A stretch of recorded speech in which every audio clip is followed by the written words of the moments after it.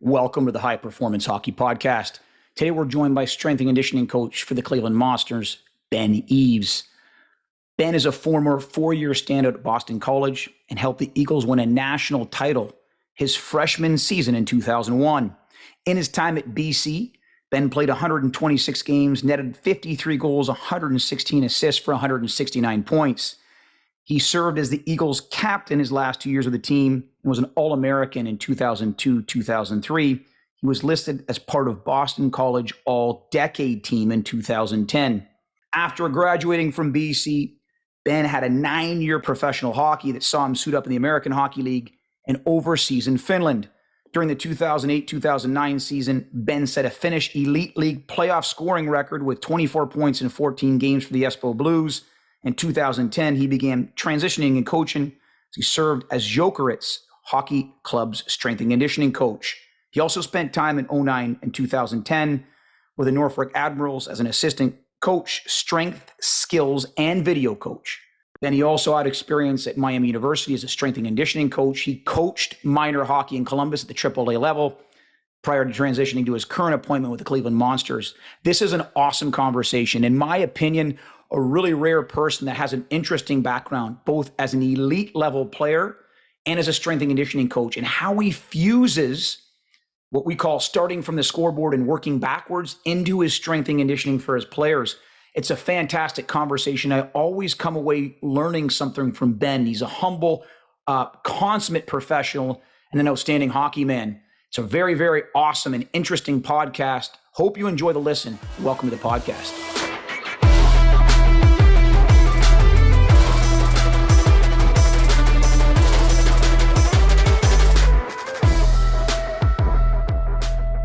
Ben, welcome to the podcast. Thanks so much for joining us. Hey, my pleasure, Anth. Good to see you, my friend. I'm super excited for this one, guys, for a lot of reasons. Ben, I've talked to you about this before, but I'm a huge fan of all you do and what you've done, both as a hockey player, more importantly, though, as a person, as an educator in the game of hockey, both on and off the ice. And I am really, really excited to scale a message because I quite frankly think you're one of the best at what you do. So really excited about this. So I want to get started right off the get-go. You have a storied hockey career, your entire family. And I know how important family is to you. You played, you won a national championship your freshman year at BC. You had a brother that played over 600 games in the National League. Your father played in the National League, coached eons at the college level and professional level. Start with your family. Your father, the impact he made on you as a coach, as a human being, as a son. Talk to me about his impact. Yeah, you don't get asked that very often. I think through the game, just the highs and the lows from him playing to coaching, it was you're moving every year, every 2 years, because there's a new opportunity, hopefully a better one. And you realize when you're the new kids in a new school, new city, like you got to lean on your family because you just don't have a lot of other support there. And so I think that was something me and my brother learned really early, that we were going to be each other's best friends because we were going to be the only people we knew in these different places. Yeah. But like that was okay. It was enough. And we're always together, the four of us. We always had a dog on the road with us, so that kind of made it feel like home wherever we were, which was nice. But yeah, despite not having a home base, despite Papa Eaves being on the road recruiting, road trips, whatever it might be, whenever we had family time, it was like the most important time. It was the best time. And it was something that we all really looked forward to. And quite frankly, we still do, is more grandkids keep joining us. And yeah, that hasn't changed. So we're very fortunate for that. And you had a rare, your dad coached many, many years at Wisconsin. Was it one of those deals where hockey just kind of fell in your lap? It was a byproduct, or was there an ignition moment where you spent so much time in locker rooms with guys and you're like, oh my gosh, that's the sport that I've, or is it guilt by association? When we were growing up, totally, off topic, but, it was almost, we didn't have that ignition moment. Our dad wasn't involved in the game at that level, but we were kind of, hockey at the time in Canada was, you were on bob skates. Oh, yes. Oh, no question. I think it was just going to the rink every day. Like that was fun for us. And I guess you see pictures now that we're older. We used to, sit in the hot tubs with guys after practice. We used to go on the Zambonis and hop out on the ice when, things were done and we could get our sticks and our mini sticks and everything out. And I think it was just something we grew up with and didn't know how unusual or how fortunate we were to be around environments. As you know, the game of hockey, it's a tough business, but the people look after each other. And when you're around older people, especially as a younger person, they just put you under their wings. They're giving you sticks, sneak in the trainer's room, getting free t-shirts and hats. And it was just one of those things where we grew up that way. And we were lucky enough to be able to continue playing through college into pro. And you hope when you're on this side of it now that it's your turn to give back and it's your turn to keep on just sharing of, hey, what is this game really all about? How can we all get better? And how can we just push it forward a little bit? So here are some words that I wrote down that from my interactions with you: humble, passionate, knowledgeable, hockey man. Are those qualities that your dad also had, or are those things that what were some characteristic traits that were shaped by him raising you and your family? I mean, we were doing the Columbus Blue Jackets development camp the other weekend, and we were telling some stories before one of the sessions. And the one that I was coming back to in my head when you asked that is, we just had to work. Like we didn't have a lot of money growing up, and I think that was a healthy thing. And one summer when I think I was 15 and my brother was 13, my dad was convinced that we were going to work and we were going to put in, at least a 20-hour, shift, during the week. They had us picking weeds and rocks at the local golf course, and he was paying us out of pocket. We thought we were getting money from the golf course, and it was just his way of making sure that his kids knew, like, hey, you say you're going to do something, you do it. In this family, we have to learn what hard work is, and it might not always be pleasant, but this is how it's going to be. And I just think that's something that's really important. And hopefully, I'm able to do the same thing with my two young kids now of just, there has to be a blue collar attitude. There has to be a respect for a game, for the game, respect for people. And hopefully, having a combination of those things and a little bit of luck, a little bit of talent, then you can hopefully go and do something with it. Outstanding. Pivot here. Your current appointment with the Cleveland Monsters. You're a strength and conditioning coach, but that's just one of many hats. The first word that comes to mind when I hear your name and is the Swiss Army knife. On and off the ice.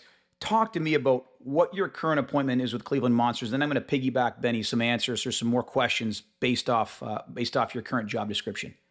No, for sure. It's again, it's unique. I was trying to find a position like this as I was going through the different ranks, U16, U18, Division 3, Division 1 college, trying to find, what fits best. And right now with Cleveland, I'm very fortunate. Jarmo Kekalainen brought me in along with Chris Clark, and they've kind of allowed me to evolve the position to where I tell people I'm a development coach, and for each kid, that's something different on a different day and a different week. And so, one of the things I really get a kick out of is creating with the player like an individual development program for them. And so we look at what are your needs, what are your KPIs for things in the gym, for you as a human, for you on the ice as far as your game. And we sit down, we discuss those. We have a card that we follow, and then depending on the week and the schedule, it's, hey, we're gonna have more emphasis on this week. Hey, we're gonna be on the ice more to work on this.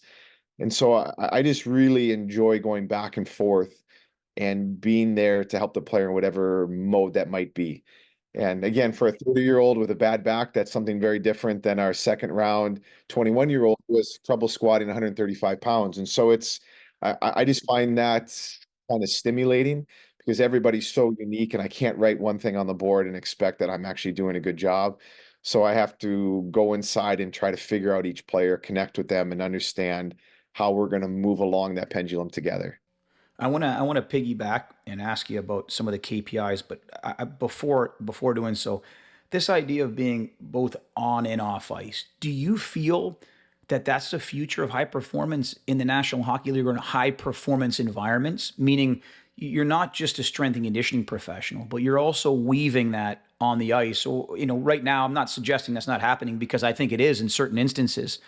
But do you feel, doing both of those is the future of how this is going to parlay one day in high performance in hockey?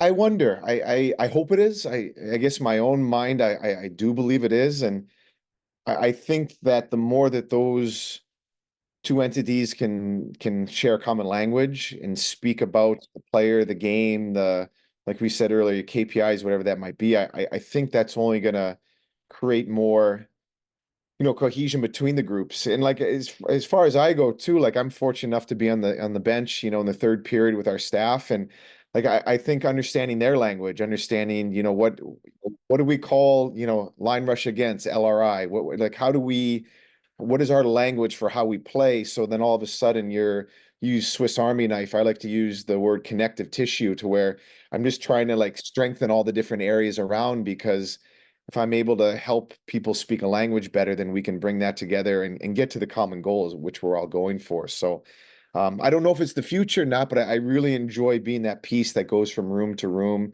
and having conversations with all different parties that are interested. Just trying to help the kid to help the team. Yeah.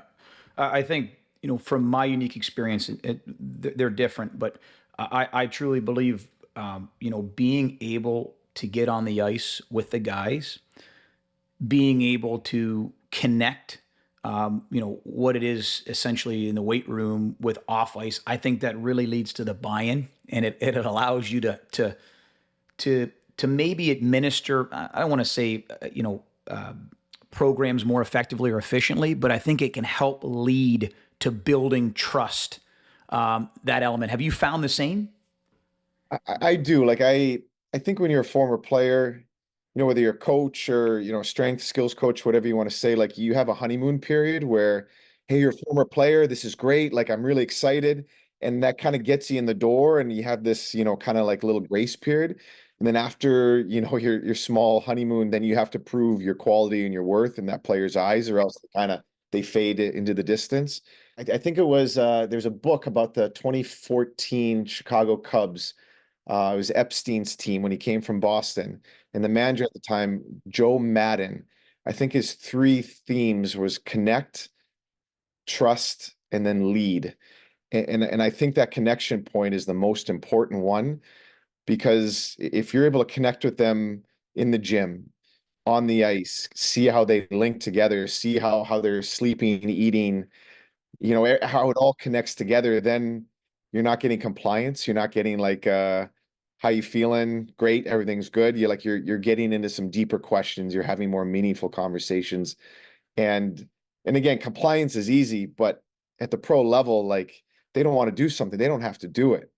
And that's cool, because that means that if I'm full of shit, then like they can just walk out the door or give me one of these and go fake a couple reps, or just and get up. And it's very brutally honest, and I love that, because it keeps me honest as a coach. And it's like I can't bullshit these kids. I have to be so honest with them. I have to do my homework and get to know them. Because I mean, as former athletes, Anth, like you see through that stuff right away. And that connection is so important. And I try to use those different things to my advantage. I'm sure this changes like water, and with all the experiences that you've had, both as a player and as a strength coach. You've been in Europe, you played college, you've served as strength and conditioning coach at the professional level. Do you have an overarching philosophy? Is it simple? Does it always change? If so, what is it? Mine changes quite a bit, but I'm just curious as to your overarching philosophy. Yeah, I try to redo it every year. I was fortunate during COVID to join a group of Navy SEALs, Special Forces, and they have something called the Honor Foundation. And it's a transition program where they allowed us some hockey guys to get in it, which was fantastic. But it's a transition program for these special, I don't want to mess this up, for these special operators, uh, you know, Rangers, SEALs, like you met some incredible people, but they try to find their why. They try to find their philosophy in life, their philosophy in business. And so it was an interesting time for me to be reflective upon that. And I try to do that every summer. And I'm doing it right now again as we speak, now that the season's over. And I try to have that on my desk or close by. And like it still comes back to me, and I have it right in front of me here, where like I have to start with the person. Like we're in a people business. And if I don't, we said connect earlier, and I might be beating a dead horse, but if there isn't that person element, that human element, like everything's lost. Like it doesn't matter what I know. It doesn't matter the books that I've read or the things that I've experienced. And that's the one thing I know for sure. The rest of it really changes, truthfully. But there's a book that we spoke about in Columbus last week that hopefully is going to show up to your gym here sooner than Oh, later. you're The kind. coach's guide to teaching. And for me, just understanding how kids learn, what learning looks like, what it doesn't look like, how to check for understanding. And it's amazing to me, some of these like places that, like, again, we have a lot of hours on the bus, there's a lot of dead time. I try to use some of that to my advantage, but just trying to see, what does development actually look like? How do I know if I'm a good teacher? How do I keep myself accountable? How do I check for understanding with my kids when they're out there? And so that stuff fascinates me, and that's kind of where I start with my philosophy, and I work my way down. But other than that, Ant, like, I always look at the game first. I start with the game, and I think Fergus Conley said this in his books and his all the great stuff that he's putting out. Start with the game and work backwards. So I do my homework before I meet these kids. Like, I watch them, I understand where they get their scoring chances from. I look at their skating, I look at their thought process and how they're, using the different affordances and opportunities on the ice to, whether they see it or they don't is another question, but whether they can actually take advantage of those different things, and if not, why. And then I work my way back from there. So when I have a conversation with a player, with a young kid, he doesn't know I've done probably 5 to 10 hours of homework on him. And I ask him how he's feeling or how he felt he played that night. Like, as soon as he comes back at me, like, I'm ready to go. Like, I got video on him. I got comparables to the NHL. Like, I have this whole idea in my head of where this kid needs to go and how hopefully I can help him see that. And so it's always starts with the game, but I just think you have to do your homework via the game, and then we can work our way back to the gym and say, hey, that's why this is so important here, because we're going to connect it to when you're in that 1v1 in the corner and you're trying to create space for yourself and spinning and, taking a couple, 2 or 3 strides to the net there. So that's fun for me. I enjoy that, but like all of us, I couldn't do this in any other sport, Ant. I know we've talked about that. Like, I love soccer, I love rugby, like, I love all these sports. I don't know those sports at all. Like, I got nothing. But with the game, it just feels like it's a part of who I am, and it's something I've always loved. And I try to just take that, work our way back, and just express that for the boys and get them as excited as I am about their future success. What a way to do that. I just want to commend you because again, this is not just, I find this a rare, in a really good way. Matt Price said this a long time ago. He called them the 4 Ps, and I forget the book he pulled this from. You got people, principles, process, and provisions. And a lot of times that you hear now, it's all about provisions and the tech and this. And it all starts with people, right? The other thing that really popped out to me that you talk about is you're a student of the game.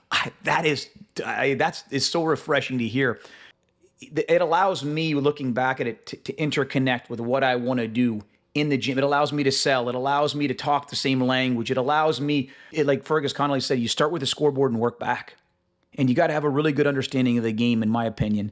I'm repeating myself, so I want to rewind. You mentioned at the onset when I talked about the on and off ice. You said, Anthony, I've got some report profiles and we got some KPIs. I don't expect you to share those. Those might be, those might be personal, and those might be. But are there certain elements when you're looking at a young developmental player, for example, on and off ice? Is it as simple for you, Benny, as saying, okay, the mental side, foot speed, cognitive processing, on the strength and conditioning side, relative to his peer group, he needs to build strength, he needs to build power. What are you look at? They don't have to be the actual metrics, but can you give us some, both on and off ice areas that you would look for in a developmental player? No, no, that's great. I mean, I do think, and this is where I've learned a lot, and even just learning a lot is having access to is some of the technology to help with this. Sure. We're talking about the force plates, so we're talking about the 10-8 sprint, where I just feel like we have objective measures, which is helpful. I think that can help us start better conversations about where the player needs to go and then how it's going to transfer or not transfer onto the ice. So I do think the technology has really helped us there. Like, I'm 100% with you. I think we lean on it way too much, and I miss the coaching. I miss the interaction. I think just in general, and just being around our players, especially the new age kid, like they almost need that interaction on a daily basis. when I played, like I didn't want to see the coach. I was scared to death when he walked in sometimes because like, is he going to tell me something that I don't want to hear? But now kids, they demand feedback. And I think the technology, I think that allows us to have an ongoing conversation with them, which really helps. As far as the mental side, and we spoke briefly in Columbus too. I'm not a sports psychologist. Maybe I should have been, truthfully. I think the mental side of the game is something that is underutilized right now. I see it in our kids. I see it in our from our 30-year-olds to our 18-year-olds. Our self-talk is as poor as I've seen it. I did my master's partially on flow with Mikhail, can't say his last name, Csikszentmihalyi or something like that. But I remember in one of those articles that I was reading to, build up my paper that I think the average person has like 9 to 12 negative thoughts before we have a positive thought about ourselves. Like I see it act out in these kids in real time. When you're on the bench and something goes wrong, you just see like they're not projecting it out, like they're projecting it in. And I'm like, man. So I give articles, I try to like open their eyes to different documentaries or different things that I'm reading to share with them. I think that's really underutilized. We can't measure it, so we don't know if it's going to be helpful or not. But I just think the way the kids talk to themselves right now is not super healthy. So it's just trying to teach them how to breathe, how to relax and calm down, and allow them to go back to being who they are instead of this person who's out of control for the last 10 seconds. As far as on the ice, again, I think that's fun looking at the player and realizing like, what are your KPIs? Like who are you? In the American League, you might be this, but like, buddy, to get to the NHL, like you're gonna have to do this over here. And it's even something as simple where kids who score a lot of goals in college and major junior, they come up and we realize like most kids shoot about, maybe 10%. I think it's 6 to 10% shooting percentage. And these kids look for the $8 million plays when it's like, hey, buddy, just throw the $8 shot on net. Like you do that 10 times, you're gonna score a goal. And like just trying to like get in kids' heads of, these are some of the pro habits that you have to establish in order to give yourself a chance. These are some of the patterns of play that you're going to have to like get used to, or else, you're going to be in the bad ice when you need to be, anyway, sorry, I'm just starting to use some language here, but Yeah, you yeah. need to own the good ice. You need to be where you need to be at the right time to make that play. And if you're not seeing those patterns, then you're not going to help yourself. So it's fun. And like, these are all mine. And I have my own list of on the ice, off the ice. Columbus, we're consistent with the Blue Jackets. So we do have a lot of this language off the ice, things that we look for with the catapult, with the heart rate monitors, which is great. So when kids get called up or pulled down, we're speaking that language. But on the ice, it's fun because these kids, they watch, they have YouTube on their phone 24 hours a day and they're watching McDavid, they're watching these different guys and they want to know how to bring that into their game. And I got to somehow bring them down to where they're at and try to slowly implement these different skills. And again, for our, the Del Bell Belluz kid, the second rounder, like Anthony, you should see him play small area games. Like he is just so dynamic. If he could play the game on his outside edges, like he'd be the best player like in the league, in the American League. But once he gets on his inside edges, his first few steps, he just can't get to places. So we talk about Bell, like, I don't need you to win races right now. We got to get you stronger in the gym, one. We got to work on your skating technique, two. But I just need you to buy time in those 50-50 races. So if you can buy time in those and wait for a teammate, all of a sudden, like that's a victory for us there. That's a KPI that we have to measure. I don't need you to outbattle guys because you're going to lose that, 9 out of 10 times. So we just try to have these different conversations with these kids. Cam Butler is a 6'4", 220-pound kid out of Toronto. And it's like, Butsy, like you're F1, man. If you're not finishing checks and disrupting like that, that's a problem. If you don't have 3 takeaways a game, that's a problem. That's a KPI for you, man. You need to focus on this. And so again, it varies. I make sure my language is consistent with the coaching staff because I don't want to step out of bounds with them. But the on ice KPIs, it is fascinating because each kid is who they are when they show up, but they have to leave something completely different to go to the next level. What a great response, Benny. And I asked about on ice KPIs. I guess they fluctuate, right? Depends on the person that you're looking at, right? And it depends the game that they play, and it depends what they bring to the team on a day in and day out basis to hopefully push the scoreboard in a favorable fashion. Yes, sir. It leads me to, walk me through, if you could, and you feel free to ask me questions, so I can give you more, maybe, meat on the bone. But walk me through a skill session. What would that look like in season? An hour, 30 minutes, 20 minutes before a practice. What's the length? And again, let's just, so I can give you a little bit more. It's a non-injured player. Would it be something like 20 minutes, 30 minutes more? 15 or 20. Okay. You say 15 to 20. Let's hypothetically say this individual is a winger, left winger or right winger. Okay. Are you looking at that individual prior? You have, his game, right? You're going to focus on qualities, his KPIs going into it. So all I's are dotted and T's are crossed going into that, correct? Absolutely. So, and you said it earlier too, I think we spoke, or maybe it was via email, just talking about, wall play. Yep. 80% of, I think winger, and it's like, well, geez, some people say up to 80% of the game is played within 5 feet of the walls. And if a kid's not able to have a great first touch, and as a college player, I didn't, these kids coming to pro, they don't, it's just not something emphasized. At our level, at the NHL level, your first touch has to be so clean, or else you fumble it and it's back down your throat and then you're not playing. So winger, wall touches right away. And so, but that's fun too, because again, whether it's just one kid or there's 4 kids, it's like, okay, let's build out our progression from there. We have to start slow. And then we need to build in some speed. Then we build in some pressure. Then we build in some decisions. So when you actually come off that wall, you need to actually get your eyes up, take in the environment. You need to be able to read and make the correct play. So we would start from, again, we start small and we build our way out. But the ultimate thing is to have that whole perception action loop linked by the end. So it becomes one fluid motion. And then all of a sudden they're able to get their eyes up. They're able to actually take in the environment, which, again, these young kids, even all of us, the environment's so fast these days in our game, and they have to be able to get their eyes up. They have to be able to read, see where the space is, understand where the defender's coming from, how to manipulate him. And something else that we've learned as well, and the Pittsburgh Penguins and my college roommate, Ty Hennis, who's now an assistant coach, they've done an amazing job, and they just did another speech on it at the coaches convention. You have your visual, your auditory, and somatic system that are the predominant systems that we use in hockey. Vision being about 70% of how we make our plays.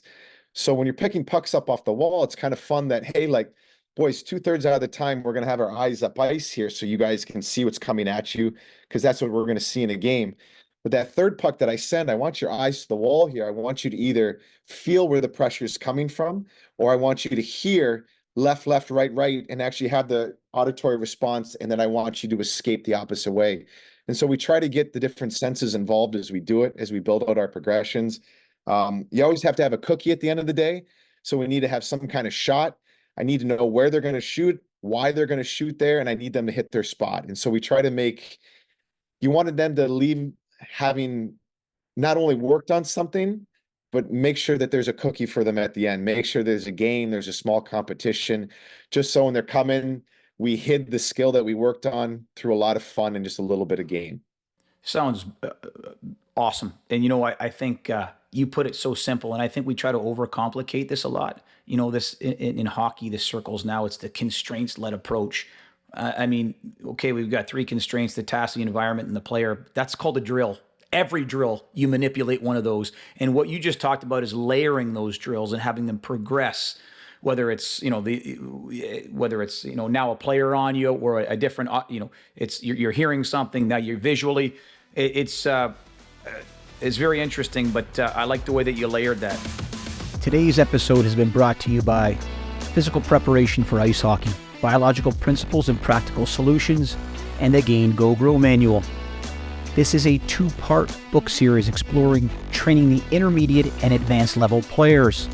Book number 1 explores training the intermediate player. Chapters include long-term athletic development, considerations, speed training, power training, strength training, and program design. The Gain Go Grow Manual explores training the high-performance hockey player. Chapters include biomechanics of ice hockey, considerations for high performers, minimizing adaptational risks while upsizing gains, the Gain Go Grow model, and example microcycles. More information can be found at Amazon.com.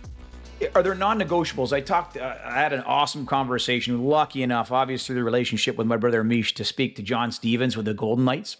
And he runs, unbelievable human being. He runs his sons every summer through skill sessions in New Jersey. He said, Anth, I got two non-negotiables: wall play and tight one-on-one, reactive type drills.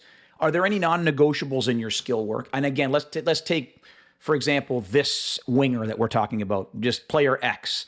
Are there certain skills? You said wall work. Are there any other things, like, do you say, Anth, regardless, this we're doing this in a skill session?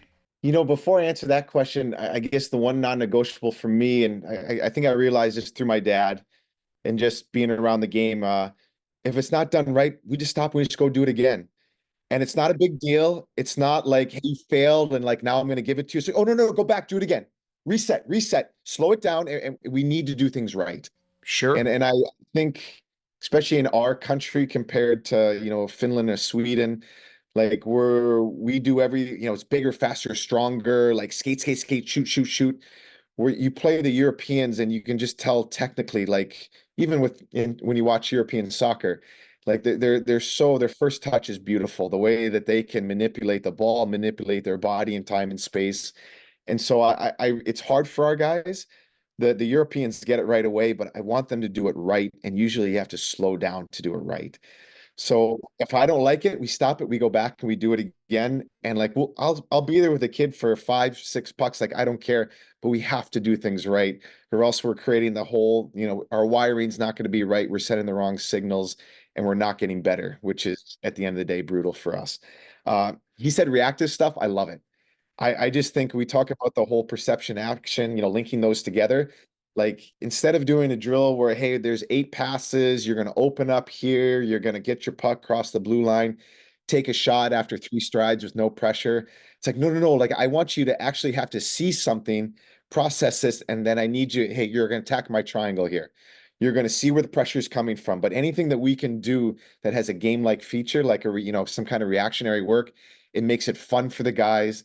It's funny, you skate with pros and you do something like that, and they're like, oh, finally some hockey. And they're just like, they're joking around, but they're tired of just the 4 blue lines. Like there's a time and place for 4 blue lines and 4 dots and just your pass, open up. But the guys want to be challenged, and pucks off the wall, anything reactionary is so good. What I usually like to do, and again, going back to Pittsburgh, I love to have 3 pucks when we go. And the first puck, again, the first 2, we're going to work on a skill. So let's say we're doing we're rimming pucks along the wall there. We have our winger. First one's eyes up. I want you to get that puck. There's a defender. I want you to find the guy in the slot. Great.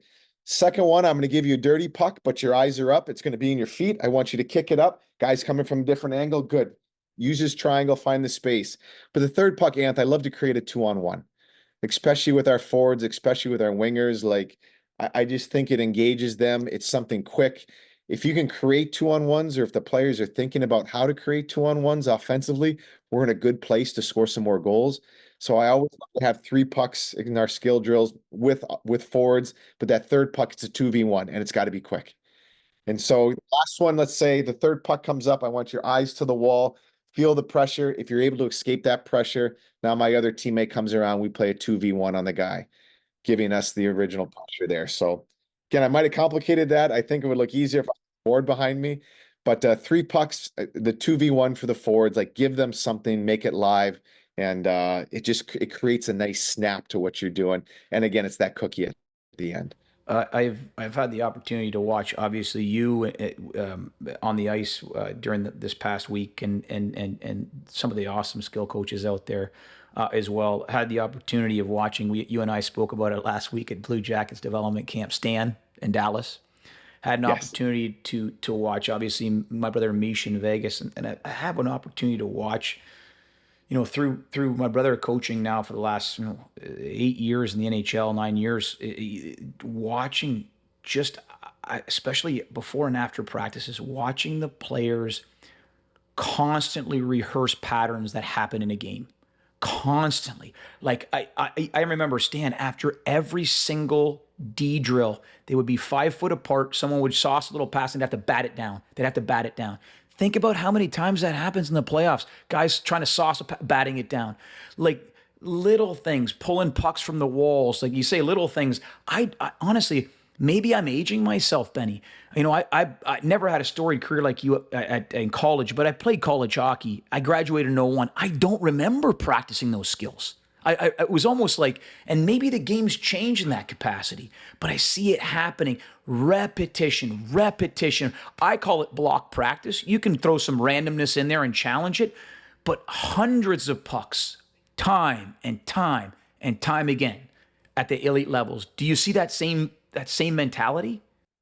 Absolutely. It's so important. And that pattern recognition, like that's gold for them. Again, Ron Johnson's a good friend. He's out of Vancouver, BC, Canada, and he's been brilliant in opening up my eyes to different parts of the game. But he talks about a rate of occurrence. He's like, how often does that happen? And he's like, okay, well, what's your rate of return on that? Like how important is that? How many times does it happen? How important is that? Benny, start there. So when you're talking about pucks off the wall, when you're talking about batting stuff out, like find out what happens the most at your level in your game and like hammer those things home. And it's crazy. A friend of mine who works for the Carolina Hurricanes, he did a study years ago, but I think a goal in the NHL is worth like $350,000. Like I want to work on goal scoring. Like, and I might not have an OV one timer off to, on the power play, but like there's, again, there's a whole different tactical diversity and how guys can score. Like, give them something that's going to impact not only the team, but like that's going to help my bottom line if I go from 8 goals to 15 goals. That rate of return on, or my return on investment is like massive. So when you're doing those patterns, if you can give them something like that, you get their attention because like, oh, I could do a lot with $350,000. Like, yeah, let's go work on that. I guess I'm a net front guy at this level. Let's go work on tips and jams and different things like that. And so again, the pattern recognition, and then just, hey, like how many times is it happening and how important is that? Good. Like let's circle those for you in your specific game. And like let's attack that. This is fun. Now we can get better at stuff that's actually going to impact. Outstanding. Off the cuff question, but I want your experience because you worked with a lot of high level players. If there's an issue in stride mechanics, is that a really hard change because the athlete or because the player has done it so often, they've hammered that, maybe there's an inefficiency in his or her stride.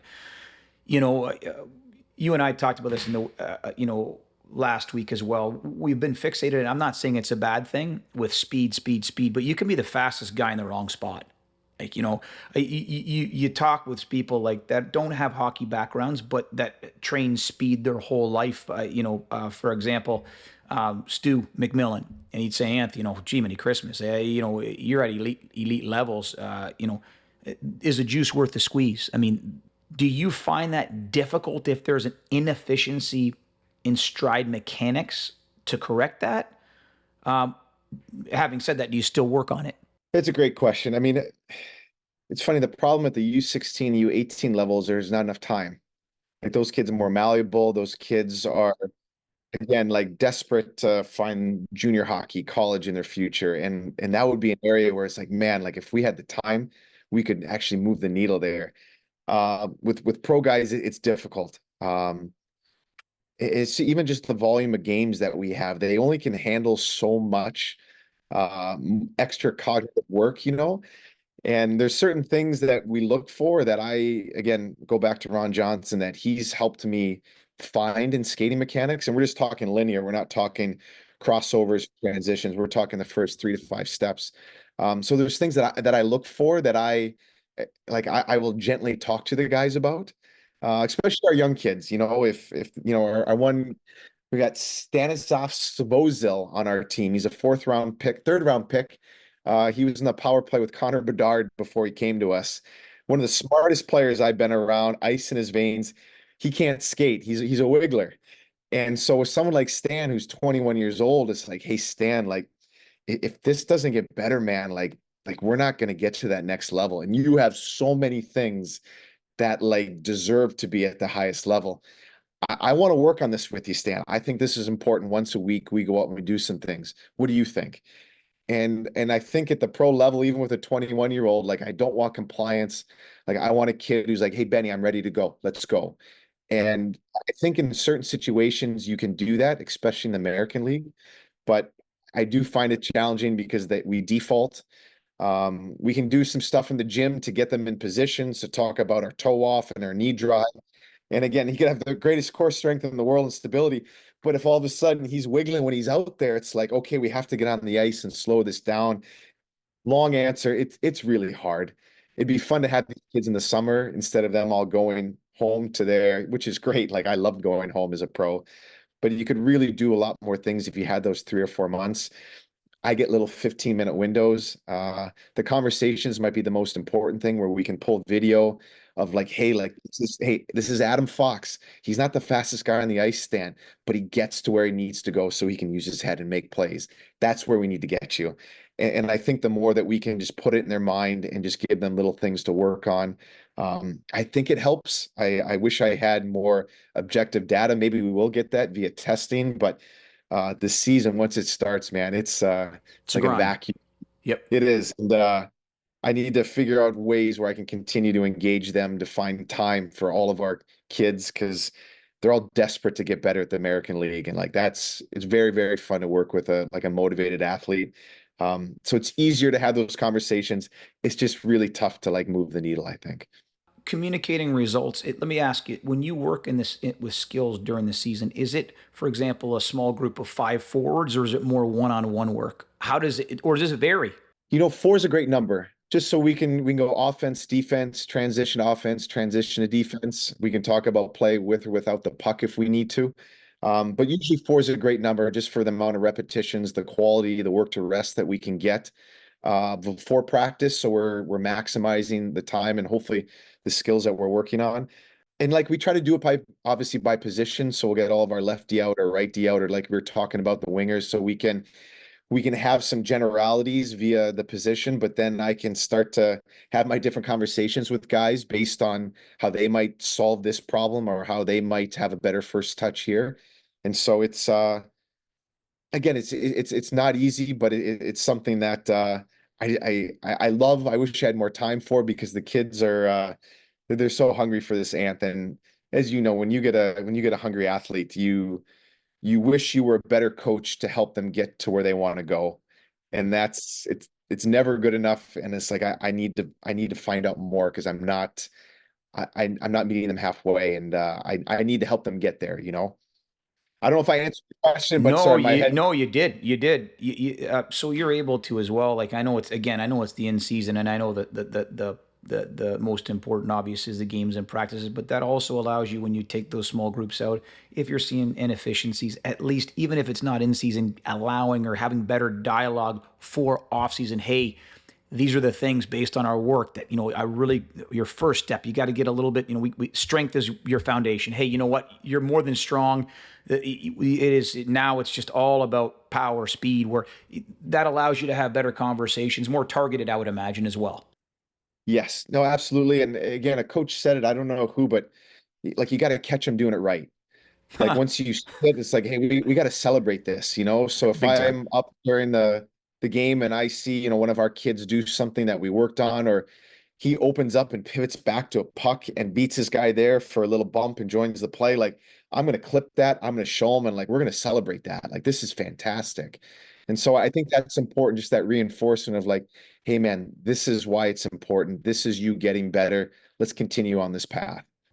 See, again, I'm just talking out here. Like this is where this is why I think it's such a special position that you have in what you're doing. And I get it, you're probably spread really thin, but strength and conditioning coach, skill coach. And when I say skill coach, return to play, you're wearing those hats, and you've got a great understanding of all of those compartments and those components.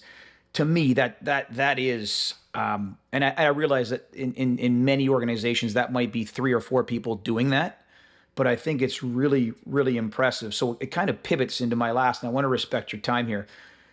Perfect world. We don't live in a perfect world, but I want to ask you a perfect world question. And I give you a couple minutes to think about this. You're a National Hockey League general manager, and you're building your performance staff out. What is your performance staff? You don't have to go all the team doctors. That's not what I mean. But how do you see How do you see in a perfect world, National Hockey League, a performance staff being put together? That's a great question. The salary cap's the salary cap. Like player salaries, like everyone's going to spend the same amount. Like, there's an advantage to having more backroom staff if you get the right people. There's an advantage if you're able to take a second round kid and turn him into a $4 million player for your team. Like, I think the next advancement in our sport, and I don't know about other sports, is the development of the assets that we have. To do that, I think we need a backroom staff that is able to take these kids and individualize their development, to have a legitimate individual development program for this kid and see it through day by day. And so again, that could be, the strength coach takes them for here, the skills coach here, the mental, I think it's all so important where we need to look at more. I hate the word holistic, but I don't know if I have a better word. And I sent you the article on the Belgian soccer development and how they went back to the grassroots, and it was all about developing the individual to then eventually like bring, what is it, the rising tide raises all boats. Then all of a sudden we have more racehorses that we can figure out how we're going to place them and have them work together. But I do think development's where the game needs to go. I think, again, you can get 100 coaches back there and have a competitive advantage. They might not do a good job, but in theory, like, you could have more pieces to help those 20 players with that salary cap. And I think the more that we can individualize, the more that we can have somebody who sits there, and I don't even know what it's called, a director of performance now or director of sports science. It's kind of different for every team right now, but really work its way down from our prospects to our American League to our NHL guys are still trying to get better. They're still trying to evolve their game. And there's such a huge need on my end because I see it in other sports. I read a lot of soccer things, and follow Liverpool and Man City, and just seeing the resources and just the detail to what they're able to put in with even the number of coaches they have on the ice. Like, it's wild.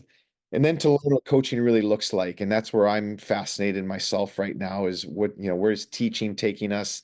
What is the playmaker's advantage? How do we actually develop guys who can solve problems and who can, again, be a fourth liner to a second liner, be a eighth round pick who makes the team and like impacts the organization. I don't know how it's going to look, Anth. I think there's guys who are in it right now at that level who could give you a better like flow chart, but I'm absolutely convinced that's the next competitive advantage in our sport. And like, I want to be a part of that. Like, I just think it would be amazing because these kids, man, and they're all kids. Some of them are 35-year-old kids. Like, they all love the game. They're all looking to get better, but they're looking around to see who can help me. Who do I trust? Who can help me? Is it my skills coach at home? Is it my mental coach here? Who is it? But if we could create that environment within the team, I just think there's something there, and I hope I can be a part of that when it's time. Outstanding. I want to respect your time. Advice to young practitioners. That's a generalized question. I can give you more meat on the bone there, but the lessons that you've learned doing this. If you had to start it over again and you had to look back, what would the advice be given to you? Oh, it's a great question. It's such a terrible thing to say, but be patient. Like, I think I'm the world's most impatient person, but like stuff takes time. Running's helped me with that. You can't run 10 miles in the first 5 minutes. Like, you have to like pace.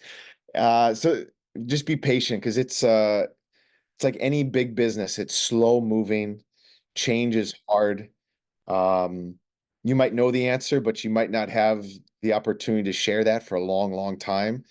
Um, but other than that, like, it goes along with that. Like, I hope you love it because the hours are, I mean, the hours we spend on a bus in Cleveland, like, I should keep track of it. Like, it's not healthy. Again, allow some good reading time. We watch like every movie from the 90s and 2000s, like 10 times it feels like. Um, but like, yeah, you have to love it. You have to be willing to like go in deep, to learn the language, to meet the people, to care about the people. Um, and that all takes time. It's funny. Some guys just want to go, and we all do. We all going to be in the NHL. I want to be in the NHL when I got drafted at 21. I thought I was ready.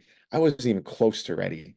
I hope when the time comes at some point, I'm ready now on this side of it. But yeah, patience, passion, and just like go as deep as you can, man. Like love everybody at the rink, like be a part of it all. It's a hard game, but make sure you go there and you have fun as you're trying to learn and help out. Outstanding. Last question. I know too young to ask this. You got plenty of hockey and teaching left in you. Legacy. You're a parent now. You're a father. You've done a lot in the game of hockey as a player, as a coach. You know, when you retire, I know you've got a long runway ahead of you still. How do you want to be remembered legacy-wise, Benny? Love to be a teacher. I just think it's like, man, that guy, he was a teacher of the game. He showed me things. He helped me with things. If I wasn't doing this right now, I'd probably be a teacher in a classroom, I think. I think that would be the environment of, hey, we're going to share, we're going to go on this journey together. My dad was a coach. My dad had more fire. He wanted the whip. He wanted the wind, like, and it's like I don't want that, man. Like, I just want to help you get to where you want to go. And hopefully we can walk side by side here. I don't like being behind guys and whipping guys. So hopefully one day is like, hey, man, he was a teacher of the game. He loved the game and he loved helping players, That would be a nice thing. If one kid says it, that would be a nice thing. Our guest today has been Ben Eaves. Benny, thanks so much for joining us, my friend. Anthony, my pleasure. And then the next time we chat, my friend, I'm asking all the questions and I want you to do the talking. Is that fair? That's fair.